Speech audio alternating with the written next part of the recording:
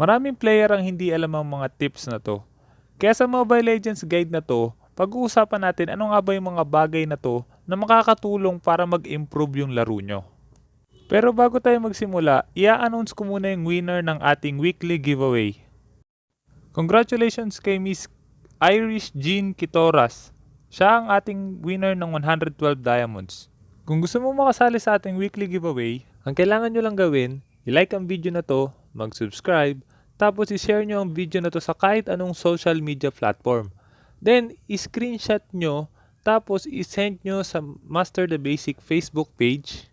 Ilagay nyo na rin yung ID number nyo tsaka in-game name. Kailangan kumpleto gaya ng nasa example kasi ito yung required. Tapos samahan nyo na rin ng hashtag JustMasterTheBasics. I-announce ko ang winner every weekend.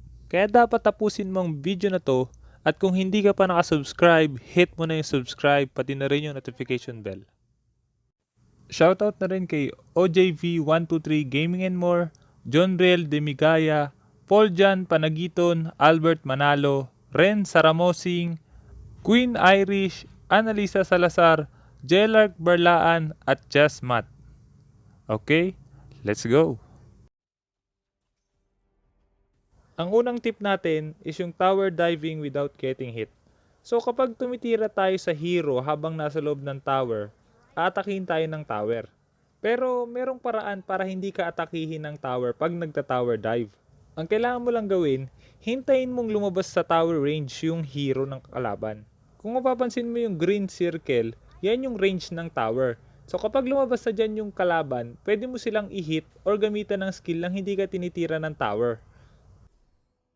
Sunod na tip natin is yung advanced camera. So dito sa box na to, pwede mo siya i-swipe ng right, ng left, top o kaya bottom. Magagamit mo to para makita mo agad yung mga pupuntahan mong kalaban. Habang naglalakad ka, pwede mong i-click yan. At kung kaya mong gamitin yung dalawang daliri mo ng sabay, pwede kang gumamit ng skill habang ginagamit yan para maitutok mo ng maayos yung skills mo. Sunod na tip natin, pwede mong malaman kung may umaatake kay Lord kahit wala ka sa lugar na yon. Ang kailangan mo lang gawin, i-advance view mo, i-check mo yung pwesto ng Lord, tapos mapapansin mo may inaatake yung Lord. Ibig sabihin yan, may kumukuha sa kanya. Kaya kung tingin mo may kukuha sa Lord, advance mo lang yung camera mo papunta dun sa Lord para malaman mo. Sunod, para malaman mo kung may nagtatago sa bush, pwede mong atakihin muna yung jungle creeps. Pag pumunta yung jungle creeps sa bush, ibig sabihin may kalaban doon. Magagamit mo to para malaman mo kung may kalaban na nag-aabang sa'yo sa bush. Kung mili naman yung hero mo, pwede mong gamitan muna ng skill yung jungle creeps para malaman mo kung may tao doon. Pero pag mas malapit ka kaysa sa kalaban, sa'yo pa rin pupunta yung jungle creep. Sunod, pagdating naman sa pag-steal ng buff, ng turtle, ng lord o kaya ng crab, may magandang paraan para magawa mo yun ng madali. Kung mapapansin mo dito, kadalasan kapag kinukuha natin yung mga objectives, gumagamit tayo ng retribution. Mas tumataas yung damage ng retribution depende sa level ng gumamit. Ngayon, para mas madali kang makasteal ng buff or ng kahit anong objective, dapat isabay mo siya sa skill mo or sa pinakamalakas na skill na meron ka. Sunod, ano nga ba yung green dot indicator? Ito yung green dot na makikita mo sa taas sa mukha ng hero ng bawat kakampi mo. Ang ibig sabihin niyan is yung ultimate nila. So kung yung kakampi mo ay ready or hindi pa nila nagagamit yung ultimate nila, meron silang green dot. Pero once na ginamit nila yung ultimate nila, mawawala yung green dot na yan. Ang advantage nito, syempre, kapag gumang ka or nagkaroon ng isang team fight, alam mo kung may ultimate pa yung mga kakampi mo. Pero kung gusto mo matuto ng rotation, meron akong rotation guide na ginawa para mas maintindihan mo kung paano mag-rotate. Sunod, punta naman tayo sa settings. Importante din na dapat maayos yung settings mo or yung controls mo. Sa una dito is yung advanced aim mode. Para saan ba to? Maganda to kasi makakapili ka kung sino yung aatakihin ng hero mo. Kung pipinutin mo tong nasa baba, ibig sabihin creeps yung target mo. Kung pipinutin mo naman yung nasa taas, ibig sabihin tower lang yung tatargetin mo, hindi mo matatarget yung hero.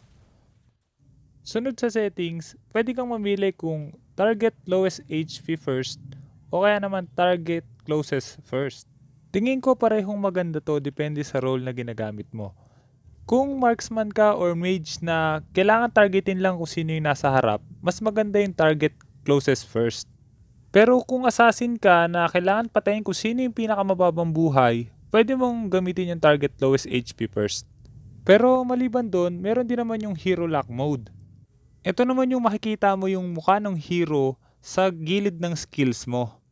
Kung gusto nyo makita kung paano ko in-apply to, pwede nyo panoorin yung huling video ko kasi ito yung naging dahilan kung bakit nagalit sa akin yung Iritel. Sunod yung skill wheel setup. Ano nga ba ito? Ito naman yung sensitivity ng pag-skill shot mo.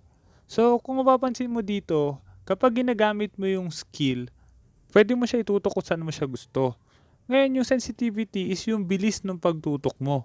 Kung mas mabilis yung sensitivity, mas mabilis din yung paggalaw. Pero sa akin mas gusto kong mabagal para mas madali ko siyang naitututok.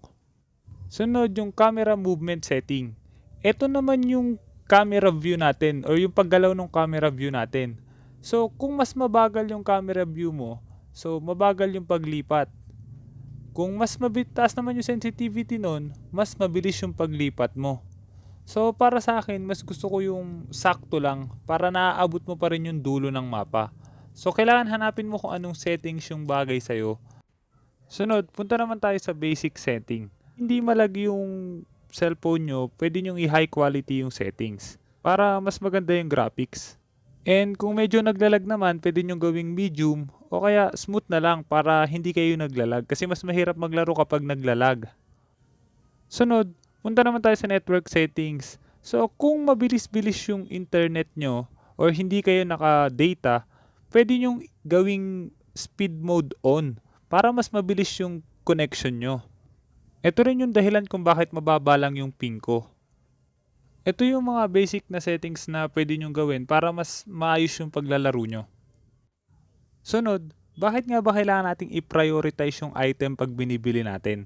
Kung mapapansin nyo, laging dalawa yung choices natin kapag bibili ng item. Yan yung una tsaka pangalawang recommended item natin.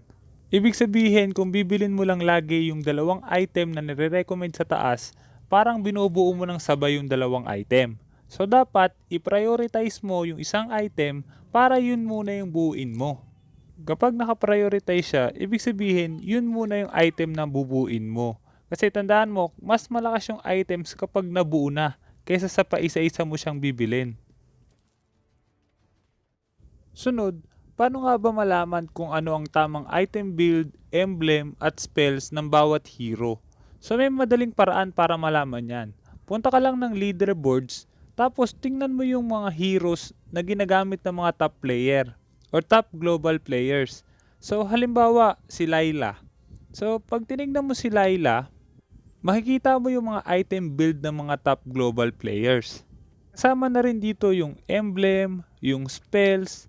Ang problema nga lang, hindi mo alam kung bakit yan yung pinili nilang item, kung bakit yan yung emblem, tsaka kung bakit yan yung spell.